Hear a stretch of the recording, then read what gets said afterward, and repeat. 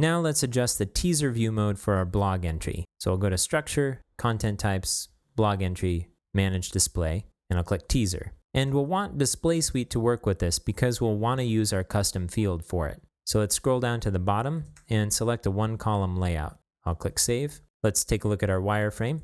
So we want the custom submitted by field, a summary version of our body, and then thumbnails, and then our links. So our links should go on the bottom. Let's drag those down. Let's scroll down and let's find our custom submitted by. Let's drag that up to the top. And then we want our images. So we'll drag those above too. Those actually go below the body. The body is already set to summary. The images we should set to thumbnails.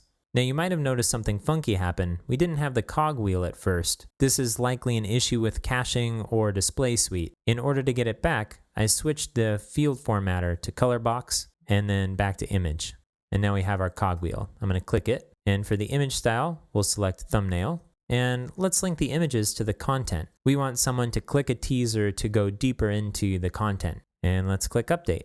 Let's save this and take a look at the preview in our blog view. So I'm going to scroll down and I'll click update preview. Okay, so we have our custom submitted by field, summary content, images. We're seeing a label here which we need to remove, and then we're seeing the links. There's some CSS that's not being applied, but we're not going to see all of our CSS in a view's preview. So let's wait to see if we need to do anything with CSS until we're looking at the full view. So let's remove this label here for images. I'm going to go back to Manage Display, and for images, let's set the label or name to visually hidden. So visually hidden means that the label is still there, but it uses CSS to hide it. This is helpful if there are visual cues to help delineate this field that someone who's blind and using a screen reader might not be able to derive from the source code. Keeping the label as visually hidden displays that label for screen readers where the other visual cues aren't available. Okay, I'm going to scroll down and click Save.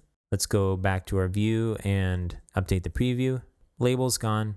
It also looks like we're missing the title, so let's add that in. I'm going to go back to our Manage Display. The title displays automatically on the blog page, but when it's used in views, it looks like we have to add it explicitly. So I'm going to drag title up here. It's set to a wrapper of H2 and a link of no. Let's make it a link. Click link and update. Scroll down and click Save. I'll go back to the view and refresh, and it looks good.